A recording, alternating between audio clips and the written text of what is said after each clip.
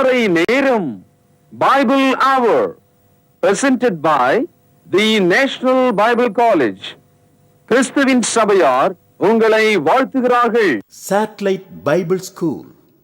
வாழ்த்துக்கள் திருமறை நேரம் நேயர்களே, ஆண்டவர் இயேசு கிறிஸ்துவின் இனிய நாமத்திலே உங்களை அன்போடு கூட வரவேற்கிறோம். கிறிஸ்தவ விழிப்புணர்வு நிகழ்ச்சியாக வசனங்களை தெரிந்த உங்களுக்கு சத்தியத்தை சொல்லும்படியாக நாங்கள் முயற்சிக்கிறோம். தேவனுடைய வசனங்களை பகுத்து காண்பிக்கிறோம். அது உங்களுக்குள்ளே மிகப்பெரிய ஒரு மாற்றத்தை, வசனங்களுக்கு கீழ்ப்படிய வேண்டும், சத்தியத்தின்படி நடக்க வேண்டும் என்கிற ஊக்கத்தை உண்டாக்குவதற்காக தேவனுக்கு நன்றி சொல்லுகிறோம். சபை, எக்லிஷியா, இந்த சபைக்குள்ளாக நாம் எங்கேயோ போகிறோம், பக்கத்தில் போகிறோம், வசதியாக இருக்குது, பெருசாக இருக்குது, இப்படியெல்லாம் நிறைய காரணங்கள் படி தான் நாம் போயிட்டு இருக்கிறோம். இந்த சபையை பற்றிய சத்தியத்தை நல்லா புரிஞ்சுக்கிட்டோம்னா நாம் முதலாவது நம்மை சரி செய்து கொள்ளும்படியான ஒரு வெளிச்சம் நமக்குள்ளே உண்டாகும், ஒரு தெளிவு நமக்குள்ளே உண்டாகும். அதுதான் இந்த தொடரோட நோக்கம். அடுத்தது, சபையானது சரீரமாக இருந்தால் அது தலை கிறிஸ்து என்று வசனம் சொல்லுகிறது. அங்கிருந்து அதிகாரம் வரும், இந்த முழு சரீரம் இயங்கும் இல்லையா? அப்போது அடிப்படையை நம்ம கவனிச்சோம்னா கிறிஸ்துவின் வார்த்தைகளின் மேலே அதை அஸ்திபாரமாக கொண்டு தான் ஒரு சபை கட்டப்படணும். மனித போதனையோ, பாரம்பரியங்களோ, சடங்காச்சாரங்களோ, அது உள்ள மனித கொள்கைகளோ, வேத புரட்டுகளோ இருக்கக்கூடாது, இருப்பதற்கு வாய்ப்பில்லை. அப்படி இருக்குமானால் அது கிறிஸ்துவின் சரீரமான சபையாக இருக்க முடியாது. தொடர்ந்து கேளுங்க. இந்த நாளில் நம்முடைய செய்தியாளர் தேசிய வேதாகம கல்லூரியினுடைய கல்வித்துறை தலைவர் டாக்டர் பீட்டர் சாலமன் ஐயா அவர்கள். வணக்கம் திருமறை நேர நேயர்களே, உங்கள் அனைவருக்கும் என்னுடைய நெஞ்சார்ந்த புதிய நாள் வாழ்த்துக்கள். அற்புதமான இந்த நாளில் ஒரு தொடராக எக்லீசியா என்ற தலைப்பில் இந்த பாடத்தை நாம் கேட்கிறோம். இந்த சொல் உங்களுக்கு மிகவும் அறிமுகமான ஒரு சொல்லாக இருக்கிறது. எக்லீசியா என்பது ஒரு கிரேக்க வார்த்தை. அதனுடைய பொருள் அழைக்கப்பட்ட மக்களின் கூட்டம், இருளிலிருந்து வெளிச்சத்திற்கு அழைக்கப்பட்ட மக்கள். கொலோசியர் 1 அதிகாரம் 13வது வசனம். பாவம் மரணத்திலிருந்து ஜீவனுக்கு அழைக்கப்பட்ட மக்கள். இயேசு கிறிஸ்துவினுடைய இரத்தத்தினாலே கழுவி சபைக்குள் வந்தவர்களை எக்லீசியா என்ற ஒரு வித்தியாசமான சொல்லிலே புதிய ஏற்பாடு சபையை அழைக்கிறது. ஆக புதிய ஏற்பாட்டு சபையை கிரேக்க மொழியில் எக்லீசியா. இன்றைக்கும் நீங்கள் மெக்சிகோ நாட்டுக்கு போனீங்கன்னா அங்கே இருக்கிறவர்கள் சபையை எக்லீசியா என்று தான் அழைக்கிறார்கள். அழைக்கப்பட்ட மக்கள், தேர்ந்தெடுக்கப்பட்ட மக்கள். சகோதரர்களை, இந்த சபையை குறித்து பேசும்போது இயேசு ஒரு கல்லை பயன்படுத்துகிறார். ஒரு கல் எவ்வளவு உறுதியாக இருக்கிறது, அந்த கல் நமக்கு எப்படி பயன்படுகிறது என்று நமக்கு தெரியும். அதுபோல சபையை விசுவாசிக்கிற மனிதனுக்கு அது ஒரு கல்லாக இருந்து அவனை காப்பாற்றக்கூடியதாக இருக்கிறது. இயேசு கிறிஸ்து கன்மலையின் மேலே கட்டப்பட்ட ஒரு வீட்டை குறித்து போதிக்கிறார். இன்றைக்கும் மலைப்பாங்கான பகுதிகளில் வீடுகளை பெரிய பெரிய கல்லை கொண்டு வீடுகளை கட்டுவதை நம்ம பார்க்கிறோம். கல்லினால் வீடு கட்டுவது மனிதனுக்கு தெரிந்த விஷயம்தான். ஆனால் மணலில் வீடு கட்டுறவங்களும் உண்டு. இயேசு கிறிஸ்து மணலில் வீடு கட்டினவனை புத்திசாலின்னு சொல்லலை, கல்லின் மேலே வீடு கட்டினவனை புத்திசாலின்னு சொல்கிறார். காரணம் என்னென்னா, சோதனைன்ற ஒரு பெருவெள்ளம் வந்தது, அந்த வீட்டின் மேலே மோதியது. அப்பொழுது மணல் மேலே கட்டப்பட்ட வீடு அப்படியே கரைந்து தரைமட்டமானது. மணல் மேலே கட்டப்பட்ட வீடு அழிந்ததற்கு என்ன காரணம்? அதற்கு ஒரே காரணம், அது மணலில் கட்டப்பட்டது. கல்லின் மேலே கட்டப்பட்ட வீடு ஏன் அழியவில்லை? காரணம், தண்ணீரால் கல்லை அழிக்க முடியாது, கரைக்க முடியாது. ஆகவே அது நின்றது. இயேசு கிறிஸ்து இந்த மணல் மேல் கட்டிய வீட்டையும் கன்மலையின் மேல் கட்டிய வீட்டையும் உங்களுடைய கவனத்துக்கு ஒரு உதாரணமாக சொல்கிறார். ஆனால் அதற்கு பின்புலமாக இருப்பது என்னன்னா, இயேசுனுடைய வார்த்தையின்படி நடக்கிற ஆள் யாரு? இதை வெளிப்படுத்துவதற்காக, இதை நீங்கள் தெரிந்து கொள்வதற்காக, இயேசுனுடைய வார்த்தையின்படி நடக்கிற ஆள் கன்மலையின் மேலே கட்டப்பட்ட வீடு. இயேசுனுடைய வார்த்தையை கேட்டு அதன்படி நடவாத ஆள் மணல் மேலே கட்டப்பட்ட வீடு. இப்போ உங்களுக்கு அது புரிந்திருக்கும். இப்பொழுது மத்தேயு 7:21 பரலோகத்தில் இருக்கிற என் பிதாவின் சித்தத்தின்படியே செய்கிறவனே பரலோக ராஜ்யத்திலே பிரவேசிப்பானே அல்லாமல் என்னை நோக்கி கர்த்தாவே கர்த்தாவே என்று சொல்லுகிறவன் அதிலே பிரவேசிப்பதில்லை. அப்போ பரலோக ராஜ்யத்துக்கு போகிறதுக்கு ஒரு தகுதி ஆண்டவருடைய பெயரை தெரிந்து கொள்வதாலோ, ஒரு பைபிளை கையில் வைத்து கொள்வதாலோ, ஒரு சபைக்கு ஒழுங்காக செல்வதாலோ, ஒரு கிறித்தவராக வாழ்வதாலோ, திருமணம் செய்து கொள்வதாலோ, கிறித்தவ கல்லறையிலே அடக்கம் பண்ணப்படுவதாலோ நாம் பரலோகம் செல்ல முடியாது. பரலோகத்தில் உள்ள தேவனுடைய சித்தம் இயேசு கிறிஸ்து தான். அவர்தான் வார்த்தையாக பூமிக்கு வந்தார். அந்த வார்த்தையின்படி நடக்கிறவன் தான். இப்பொழுது மத்தேயு 7:24 ஆகையால் நான் சொல்லிய இந்த வார்த்தைகளை கேட்டு பெனால் அடிக்கொண்டிடுங்கள். இவைகளின்படி செய்கிறவன் எவனோ அவனை கன்மலையின் மேல் தன் வீட்டை கட்டின புத்தியுள்ள மனுஷனுக்கு ஒப்பிடுவேன். இப்பொழுது அந்த உதாரணம் நமக்கு தெரிகிறது. இங்கே இயேசு கிறிஸ்து கன்மலையின் மேலே கட்டிய வீடை ஒரு உதாரணமாக தான் சொல்கிறார். அந்த மனிதனை குறித்து பேசுகிறார். எந்த மனிதன்? இயேசுனுடைய வார்த்தையை கேட்டு அதன்படி நடக்கிற மனிதன். சகோதரர்களே, இயேசு கிறிஸ்து இந்த கன்மலை, இந்த கல் என்ற இந்த தகவலை எப்போதும் பேசுகிறவராகவே இருக்கிறார். உதாரணமாக மத்தேயு 16:18 மேலும் நான் உனக்கு சொல்கிறேன், நீ பேதுருவாய் இருக்கிறாய், இந்த கல்லின் மேல் என் சபையை கட்டுவேன், பாதாளத்தின் வாசல்கள் அதை மேற்கொள்வதில்லை. சகோதரர்களே, பூமியில் ஓடுகிற தண்ணீரை பூமியில் உள்ள கட்டடங்களை அழித்து விடுகிறது. இங்கே இயேசு சொல்கிறார், பாதாளம் மேற்கொள்ளாது. பாதாளம் என்பது மோட்சத்துக்கு எதிரடியான ஒரு வார்த்தை. பாதாளத்துக்கு போகிற மனிதன் நரகத்துக்கு போகிறவனாக இருக்கிறான். பாதாளத்தில் விழுந்தவன் ஏறி வர முடியாதவனாக இருக்கிறான். அவனுடைய வாழ்வு எப்போதும் அக்னியில வேதனையில் இருக்கிறது. இயேசு என்ன சொல்லுகிறார்? தான் கட்டுகிற சபையை கன்மலையின் மீது கட்டிய சபையைப் போலவும் அதற்கு பாதாளத்தின் மீது அதிகாரம் இல்லை என்று சொல்லுகிறார். Hades have no power on church. சபையின் மீது பாதாளத்திற்கு அதிகாரம் இல்லை என்று சொல்லுகிறார். வெளிப்படுத்தல் 1:18 இதை முழுக்க சுழியிடுங்கள். மரித்தேன். இயேசு கிறிஸ்து சிலுவையில் மரித்தார். மரித்தேன், ஆனாலும் சதா காலங்களிலும் உயிரோடு இருக்கிறேன். 3வது நாளில் கல்லறையிலிருந்து எழுந்த இயேசு சதா காலங்களிலும் இப்பொழுது உயிரோடு இருக்கிறார். கவனியுங்கள். ஆமேன். நான் மரணத்துக்கும் பாதாளத்துக்கும் உரிய திறவுகோல்களை உடையவராயிருக்கிறேன். அதாவது இயேசு கிறிஸ்துவின் உயிர்த்தெழுதல் சபையினுடைய அச்சாணியாக இருக்கிறது. அந்த சபைக்குள்ள பாதாளத்துக்கு எந்த இடமும் இல்லை. உயிர்த்தெழுந்த இயேசுவை பாதாளம் விழுங்காதது போல சபைக்குள் வந்த மனிதன் மீது பாதாளத்துக்கு எந்த அதிகாரமும் இல்லை. சகோதரர்களே, இந்த வசனம் வெளிப்படுத்தல் 1:18 நாம் பார்க்கிறோம். இயேசு கிறிஸ்து கன்மலையாக இருக்கிறார் என்று 1 கொரிந்தியர் 10:4 படிக்கிறோம். எல்லாரும் ஒரே ஞான பானத்தை குடித்தார்கள். எப்படியெனில் அவர்களோடு கூட சென்ற ஞான கன்மலையின் தண்ணீரை குடித்தார்கள். அந்த கன்மலை கிறிஸ்துவே. இங்கே இயேசு கிறிஸ்து கன்மலையாக பேசப்படுகிறார்.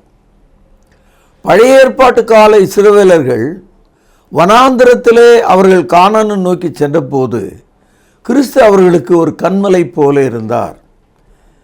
இந்த கன்மலை இன்றைக்கு சபையாக அஸ்திவாரமாக போடப்பட்ட ஒன்றாக இருக்கிறது. 1 கொரிந்தியர் 3:11 இந்த வசனத்தை அப்படியே சுழியிடுங்கள். போடப்பட்டு இருக்கிற அஸ்திபாரமாகிய இயேசு கிறிஸ்துவை அல்லாமல் வேறு அஸ்திபாரத்தை போட ஒருவனாலும் கூடாது. சகோதரர்களே, இந்த வசனம் அப்போஸ்தலனாகிய பவுல் ஏறக்குறைய இயேசு உயிர்த்தெழுதலுக்கு பிறகு 62வது வருடம் எழுதுகிறார். இன்றைக்கு நாம் 2019 ஆண்டில் ஏறக்குறைய ஒரு 2000 ஆண்டுகளுக்கு பிறகு வாழ்கிறோம்.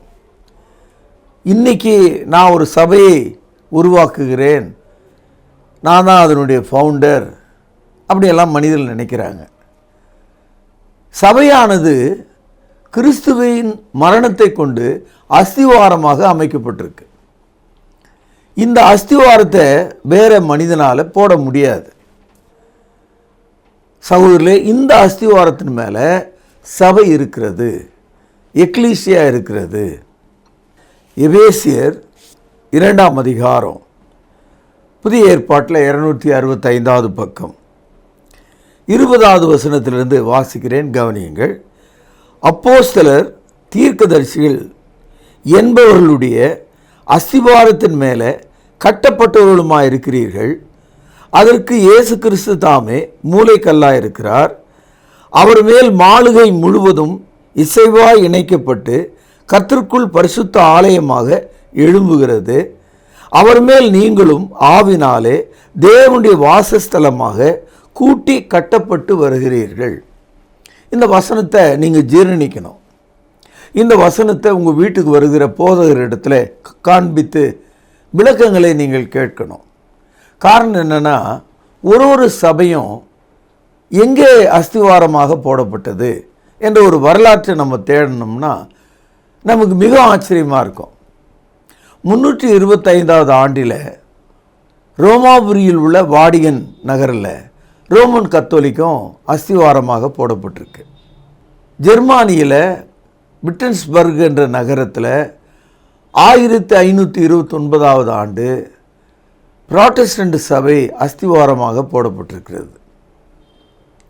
1860வது ஆண்டு மான்டியால் என்று சொல்லக்கூடிய கனடா நாட்டில் உள்ள ஒரு பட்டணத்தில் பெந்தேகோஸ்தே சபையினுடைய அஸ்திவாரம் துவங்கினதாக வரலாற்றில் நம்ம படிக்கிறோம். ஆனால் பவுலடியார் சொல்கிறார், இயேசு கிறிஸ்துவினுடைய மரணத்தை அஸ்திவாரமாக தேவன் பார்க்கிறார். இந்த அஸ்திவாரமாகிய இந்த மூலைக்கல்லை பாதாளத்துக்கு மேற்கொள்ளுகிற அதிகாரம் இல்லை. உலகத்தில் விசுவாசிகளாகி நாம் அனைவரும் பாருங்கள், எபேசியர் 2ஆம் அதிகாரம் 19ஆம் வசனம், ஆகையால் நீங்கள் இனி அந்நியரும் பரதேசிகளுமாயிராமல் பரிசுத்தவான்களோடு கூட, கவனிங்கள், ஒரே நகரத்தாரும் தேவனுடைய வீட்டாருமாயிருந்து அப்போஸ்தலர் தீர்க்கதரிசிகள் என்பவருடைய அஸ்திபாரத்தின் மீது கட்டப்பட்டவர்களுமாயிருக்கிறீர்கள். நாம் தெருக்களிலே செல்லும்போது சில பெரிய கட்டடங்களை 3 மாதம் 6 மாதம் 1 வருஷம் 2 வருடங்களில் கட்டி முடிக்கிறாங்க. எருசலேம் தேவாலயத்தை 46 வருடங்கள் ஆயிற்று அதை கட்டுவதற்கு. ஒரு கட்டிடத்தை கட்டி முடிக்க காலமாகும். ஆனால் 2000 ஆண்டுகளாக உலகத்தில் சபையானது ஆவிக்குரிய ஒன்றாக கட்டப்பட்டு கொண்டே வருகிறதாம். அது இன்னும் கம்ப்ளீட் ஆகலை. எப்போ கம்ப்ளீட் ஆகுது, எப்போ நிறைவு பெறுகிறது? இயேசுனுடைய எக்கால துணி 2வது வருகையிலே துணிக்கும்போது பூமியில் கட்டப்பட்டு வருகிற ஆத்துமாக்களாகிய இந்த சபை முழுமை அடைகிறது. தேவன் இந்த சபையில் வாசமாக இருக்கிறார். 21, 22 2ஆம் அதிகாரம் பாருங்கள். அவர் மேல் மாளிகை முழுவதும் இசைவாய் இணைக்கப்பட்டு கர்த்தருக்குள் பரிசுத்த ஆலயமாக எழும்புகிறது. எழும்புதுன்னா என்ன அர்த்தம்? அது கட்டிக்கொண்டே இருக்கிறார்கள். இன்றைக்கி ஒரு ஆள் ஞானஸ்நானம் பெறுறார். அவருடைய ஆத்மா ஒரு ஜீவனுள்ள ஒரு கல்லை போல அந்த சபையிலே வைக்கப்படுகிறது, அந்த ஆலயத்திலே வைக்கப்படுகிறது. 22ஆம் வசனம் பாருங்கள். அவர் மேல் நீங்களும் ஆவினாலே தேவனுடைய வாசஸ்தலமாக கூட்டி கட்டப்பட்டு வருகிறீர்கள். என்ன டென்ஸ் இது? இலக்கணம் என்ன இது? Present continuous tense. அதாவது தொடர்ந்து அது நடந்து கொண்டே இருக்கிறது. பேதுரு 2ஆம் அதிகாரம் 4-5 வசனங்கள். மனுஷரால் தள்ளப்பட்டதாயினும் தேவனால் தெரிந்து கொள்ளப்பட்டதும் விலையேற பெற்றதுமாயிருக்கிற ஜீவனுள்ள கல்லாகிய அவரிடத்திலே சேர்ந்தவர்களாகிய நீங்களும். இந்த வசனத்தில் மனுஷர்கள் இயேசுவை வேண்டாம் என்று தள்ளிவிட்டார்கள். எப்பொழுது? அவர் சிலுவையில் அறையப்படும் போது. அன்றைய யூதர்களும் பிரதான ஆசாரியரும் அவரை தள்ளிவிட்டார்கள். மனுஷரால் தள்ளப்பட்டதாக இருந்தாலும் தேவனால் தெரிந்து கொள்ளப்பட்டதுமாக இருக்கிற விலையேறப்பெற்ற ஜீவனுள்ள ஒரு கல்லாக இயேசு இருக்கிறார்.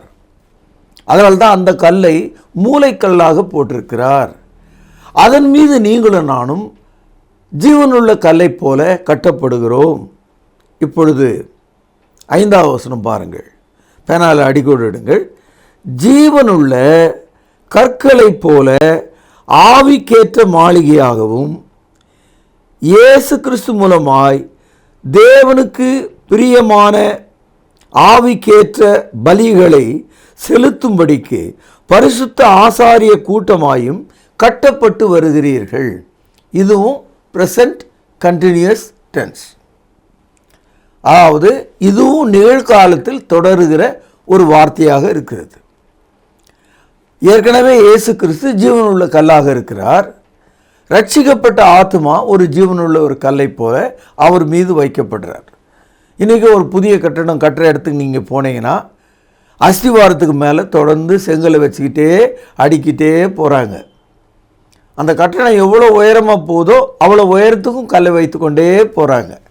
அதுபோல ரட்சிக்கப்படுகிற மனிதனுடைய ஆத்துமாக்களை ஜீவனுள்ள ஒரு கல்லை போல தேவன் அடுக்கி கொண்டே போகிறார். கடந்த 2000 ஆண்டுகளாக ஒரே சபை கட்டப்பட்டு கொண்டே இருக்கிறது. இது உங்களுக்கு தலை சுற்றலை ஏற்படுத்தும். இது எப்படி என்று நீங்கள் யோசிக்கலாம். சகோதரர்களே, இவைகள் எல்லாம் ஸ்பிரிச்சுவல் ரெலம், ஆவிக்குரிய கண்ணோட்டத்திலே நீங்கள் இதை பார்க்க வேண்டும். ஒரு ஆள் ஞானஸ்தானம் பெற்றார், கரையேறி வருகிறார். ஆனால் அந்த மனிதனை ஜீவனுள்ள ஒரு சபையில் கர்த்தர் அனுதினமும் சேர்க்கிறார் என்று அப்போஸ்தலர் நடபடி 2ஆம் அதிகாரம் 47வது வசனத்தில் படிக்கிறோம்.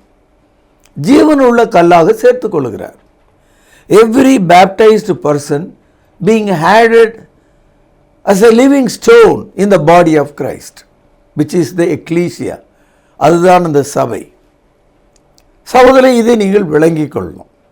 ஏசாயா தீர்க்கதரிசன புத்தகம் பழைய ஏற்பாட்டில் பக்கம் 832.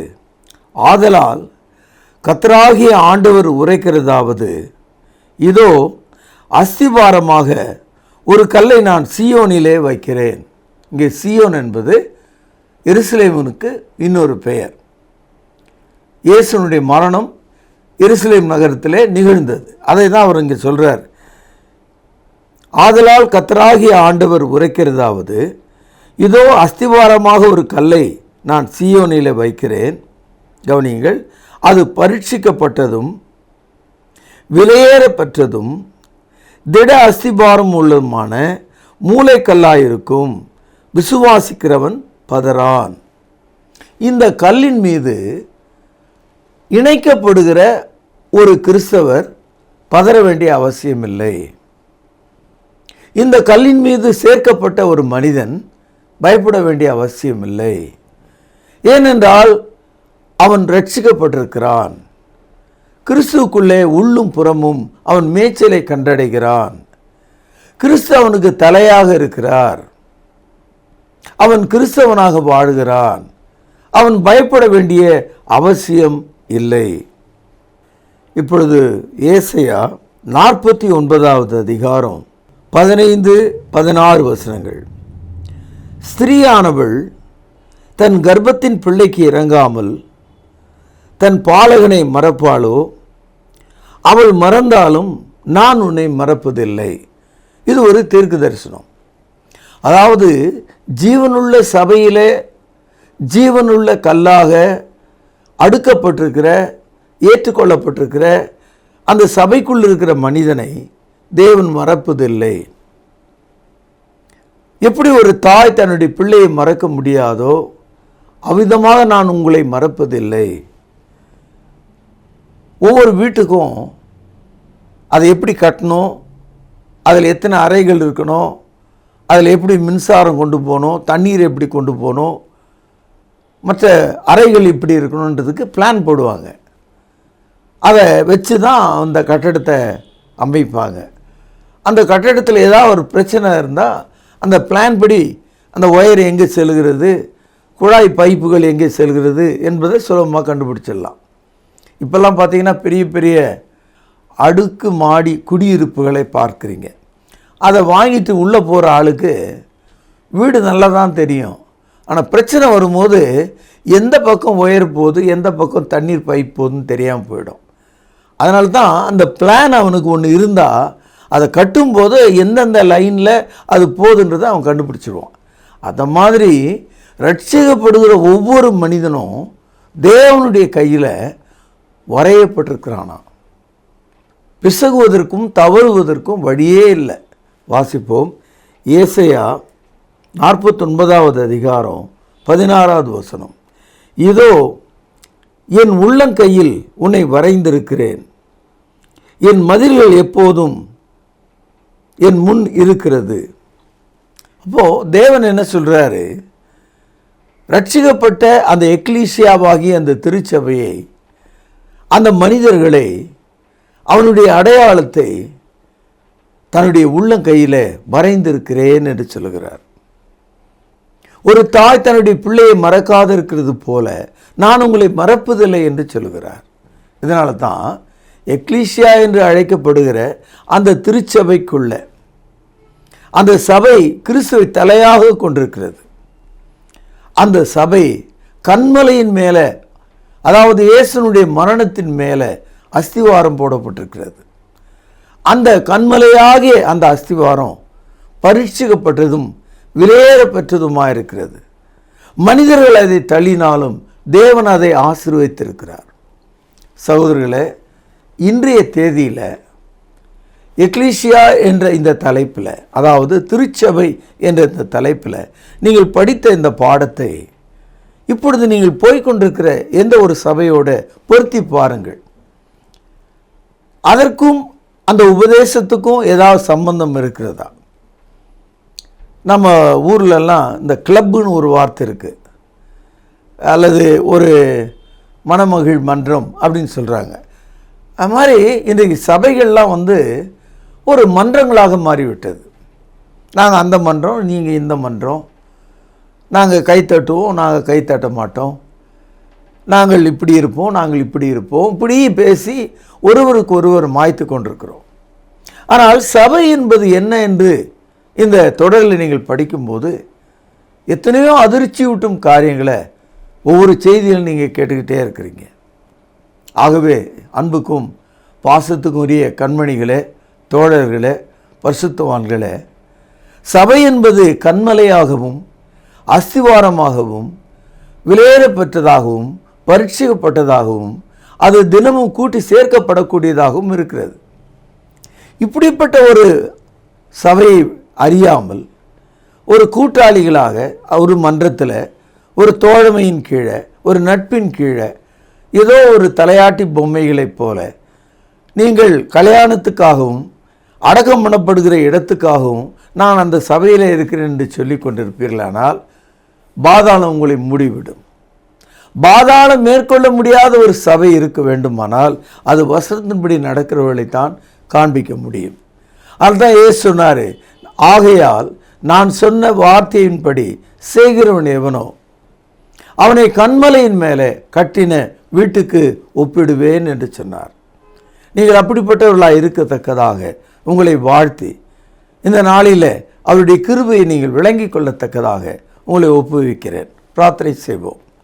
மகா பரிசுத்த நிறைந்த எங்கள் நல்ல தகப்பனே, ஜீவனுள்ள திருச்சபையின் அடையாளமாகிய ஆண்டவரே நீர் போட்டிருக்கிற அந்த அஸ்திவாரத்தை குறித்து, அதனுடைய அழகை குறித்து, அதனுடைய சிறப்பை குறித்து, பாதாளம் மேற்கொள்ள முடியாத அந்த சபை ஆண்டவரே அதற்குள் நாங்கள் வாழத்தக்கதாக, இருக்கத்தக்கதாக எங்களை ஏவியருளும்.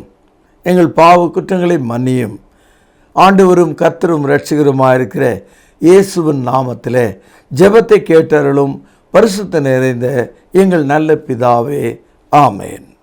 திருமுறை நேர நேயர்களுக்கு இயேசு கிறிஸ்துவின் இனிய நாமத்தில் வாழ்த்துக்கள்.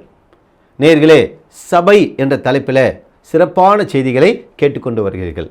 இந்த நாளிலே சபையை பற்றி பழைய ஏற்பாட்டில் தானியேல் தீர்க்கதரிசன புத்தகத்தில் படித்த ஒரு முக்கியமான தரிசனத்தை இன்று நாம் விவரமாக தெரிந்து கொண்டோம். சபை என்பது ஒரு ராஜ்யத்துக்கு ஒப்பாக சொல்லப்பட்டிருக்கிறது. தானியேலின் காலத்தில் நேபுகாத் நேச்சாருக்கு வந்த சொப்பனங்கள் மூலமாக முடிவிலே கைகளால் பெயர்க்கப்படாத ஒரு கல் அந்த பாதத்தை மோதும் பொழுது, அந்த சிலையை மோதும் பொழுது அந்த சிலை நொறுங்கியது. அந்த கல் பெரிய பர்வதமாக மாறி பூமி எங்கும் நிறைப்பெற்று என்று நாம் படிக்கிறோம். அப்படியானால் அந்த சிலையை மோதின கல் தேவனுடைய ராஜ்யத்துக்கு ஒப்பாக சொல்லப்பட்டிருக்கிறது. அதை தான் இன்று விவரமாக நாம் படித்தோம். பிரியமானவர்களே, இன்னும் நீங்கள் கேட்ட செய்தியிலிருந்து உங்களுக்கான பரிசு கேள்வி இதுதான். ராஜ்யங்களை மோதிய கல் யார், எப்படி? மீண்டும் சொல்லுகிறேன், எழுதிக்கொள்ளுங்கள். கொஞ்சம் சிந்தித்து சரியான பதிலை நீங்கள் எழுத வேண்டியதாக இருக்கும். ராஜ்யங்களை மோதிய கல் யார், எப்படி? எழுதிக்கொண்டீர்களா? கொஞ்சம் சிந்தித்து சரியான பதிலை எழுதினால் நல்ல பரிசுகள் காத்திருக்கிறது. நேர்களே, எங்களிடத்தில் சபையில் பயன்படுத்தக்கூடிய கர்த்தருடைய பந்தி பாத்திரங்கள், காணிக்கை பைகள், பிரசங்க பீடங்கள் தேவைப்படுவோர் தொடர்பு கொள்ளுங்கள். எங்களிடத்தில் உள்ள நிகழ்ச்சிகள் யூடியூப்பில் அப்லோட் செய்கிறோம். பார்த்து பிறரையும் பார்க்கும்படி உற்சாகப்படுத்துங்கள். ஆவிக்குரிய புத்தகங்கள், அஞ்சல் வழி வேத பாடங்கள் தேவைப்படுவோர் தொடர்பு கொள்ளுங்கள். மீண்டும் உங்களை சந்திக்கும் வரை நம்முடைய கர்த்தராகிய இயேசு கிறிஸ்துவின் கிருபை உங்கள் அனைவரோடும் கூட இருப்பதாக. அன்பானவர்களே, புதிய ஏற்பாட்டு தொழுகைக்கு திரும்புங்கள். இடம் YMCA வளாகம், ஹைகோர்ட் எதிரில், பிரதி ஞாயிறு காலை 11 மணி அளவில் அன்புடன் அழைக்கிறோம். Come and worship with us every Sunday at 11 AM, YMCA Hall, opposite High Court, Parish Corner. கர்த்தாவே, தேவர்களில் உமக்கு பானவர் யார்? வானத்திலும் பூமியிலும் உமக்கு பானவர் யார்? உமக்கு பானவர் யார்?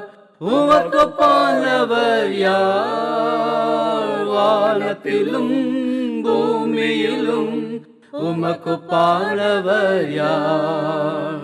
வானத்திலும் பூமியிலும் உமக்கு பானவர் யார்? தொடர்பு கொள்ள வேண்டிய முகவரி: திருமறை நேரம், 58 சர்ச் தெரு, குமரன் நகர், சென்னை 6,82,000. தொலைபேசி எண் 044255008882. செல்போன் 9385500882.